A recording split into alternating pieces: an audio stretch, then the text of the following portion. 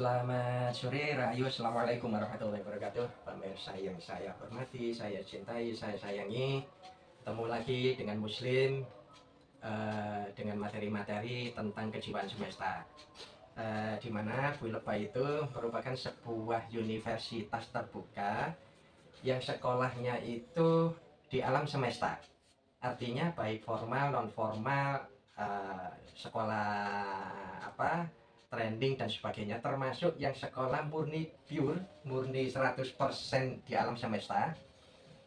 Kita sudah tidak membedakan lagi, termasuk di yang nyata dan di yang gaib.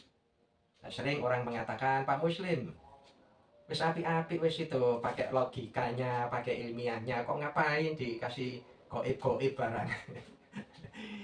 Ini yang ya saya iyai saja. Tetapi maksud saya, ketika saya menceritakan, bercerita, atau mengalami sebuah fenomena gaib, suatu hal yang itu tidak bisa dihindari. Artinya begini loh ya, nyata pelajaran, gaib itu juga pelajaran. Karena gaib itu seperti jiwa. Saya punya raga, nyata, jiwa saya itu gaib, wujudnya gelombang. Alam semesta itu, ini rumah, bentuknya rumah, ini jasmaninya. Rumah itu punya jiwa, punya gaib yang juga bisa aneka macam isinya. Kalau mau ditarik ke RT, RW, ke luas, bumi dan galaksi semua yang ada ini, ya, itu raganya, gaibnya meliputi di dalamnya dan di luarnya. Nah, agak ruwet memang bagi orang-orang awal-awal yang mengenal Bu Lebah, sepertinya nanti itu ke mistis, ke apa, orang mengatakan bid'ah, syirik dan sebagainya. Tapi pemirsa lihat, ketika saya menjelaskan tentang fenomena-fenomena kegaiban, termasuk di bendungan, di lain-lain, orang kesurupan dan sebagainya, itu saya jelaskan dari sisi keilmuannya, saya tambahkan. Jadi tidak semata-mata mengeksplor, membuat konten gaibnya, tetapi bagaimana gaib itu terjadi, itu saya jelaskan. Walaupun tentu dengan sedikit ilmu yang Allah titipkan kepada saya. Kita sharing. Sehingga orang menganggap gaib itu sebagai sebuah pelajaran, bukan untuk dihindari. Nah, banyak-banyak. Sehingga sekolahnya dimanapun, kapanpun, dengan apa dan siapapun, dan dalam kondisi bagaimanapun. Itu sekolahnya. Bukan berarti kita memisahkan diri dari pendidikan formal, SD, SMA, sampai perguruan tinggi, workshop, lokakarya, dan sebagainya. Pendidikan-pendidikan tertentu, itu iya. Tetapi itu kan sudah ada yang ngambil, ada bagian porsinya yang lain. Artinya saya tidak menghindari, tetapi sisi-sisi lain yang belum diberikan oleh ranah-ranah formal, ranah-ranah ilmiah, ya mungkin sedikit saya sharingkan. Nah, kali ini saya akan cerita tentang materi yang saya dapat dari guru saya yang buta. Mohon maaf. Uh, Panjenengannya ini sudah almarhum, kira-kira 3-4 tahun yang lalu mungkin, atau lebih, sekitar itulah. Tapi dia bagian seorang guru yang merubah tentang jiwa saya, pribadi saya, sifat-sifat saya, termasuk membuka ranah keilmuan yang lainnya. Walaupun beliau, mohon maaf, dia buta, fisiknya juga agak cacat, tetapi anehnya, guru saya ini kemana-mana tidak ada yang menuntun. Tidak pakai bendera merah, tidak ada pengawal, naik mikrolet, naik apa, ya turun, nyegat sendiri, turun dari jalan raya ke rumahnya, masih jalan berapa 1 kiloan ke desa, itu ya jalan sendiri. Nah, pelajarannya sangat fundamental yang saya dapatkan baik dari sekolah saya dimanapun. Tentu tidak merendahkan materi-materi yang lain, semua saling melengkapi. Ceritanya begini, mudah-mudahan Ustadz saya ini bahagia di alamnya, kita bahagia di alam kita, dan semuanya kian bertambah kerampatannya, baik yang meninggal maupun yang hidup. Nah, langsung saya masuk materi pelajarannya. Suatu saat beliau ini datang ke rumah saya ketika dalam posisi saya yang sedih.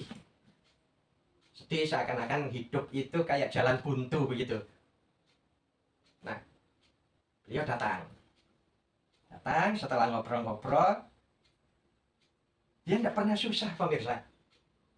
Wajahnya itu ya menampakkan orang apa ya, orang sedih, orang cemas, orang ragu, orang capek, dan tidak terlihat. Mesti posisinya itu selalu tertawa riang begitu. Nah, seakan-akan dia tahu posisi jiwa saya yang sedang sedih itu. Dia ngomong gini, Muslim, tukarkah aku sama kamu? Tukar apanya, Ustadz? Ya, kamu jadi aku jadi kamu. Enak wis. Kok gitu Ustadz?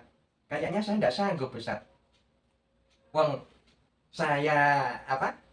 Yang kayak gini aja sudah sepertinya kayak tidak sanggup menerima ujian, menerima pelajaran, menerima materi-materi apa yang masalah-masalah yang saya hadapi ini, sepertinya saya sudah mau menyerah.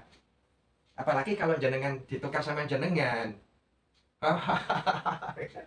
Pertama saat ini, kamu itu dikasih tubuh yang bagus, bisa melihat, sekolah S1, zaman dulu S1 itu sudah tinggi pemirsa. Terus tubuhnya yang ganteng, alhamdulillah. Batin saya waktu itu, tapi sekarang sudah luntur sekarang. Kamu sudah diberi kesempurnaan, kok kamu itu sedih? Wajahnya gelap, seperti tidak ketemu jalan, tidak bisa melihat yang lain kecuali melihat permasalahan tok. Nah, aku yang dikasih buta, fisikku yang cacat, aku tidak pernah bersedih. Nah, kalau kamu sudah dikasih kelebihan-kelebihan, kamu masih bersedih, ini kan terbalik, kan keliru, kan salah. Nah, ini saya mikir, bener ya. Nah, kemudian guru saya ini bilang gini, ketahuilah Muslim, bahwa orang bersedih itu setara dengan kufur. Tidak percaya kepada Tuhan, tidak percaya kepada Allah. Karena Allah itu sesungguhnya mencipta kamu, mencipta yang lainnya, pasti sudah diperhitungkan permasalahan, kekurangan, dan kelebihannya. Kelebihan manusia atas semua makhluknya diberi akal pikiran yang tidak dipunyai oleh yang lainnya. Kalau dipunyai, tidak punya jasmaninya. Nah, banyak kalau dikembangkan lagi. Kemudian beliau mengatakan, kalau kamu tidak percaya, ini bukan kataku, ini kata Allah dalam surat Yusuf. Ayatnya lupa saya itu. Barang siapa berputus harap dari rahmat Allah, sesungguhnya dia tergolong orang yang kufur.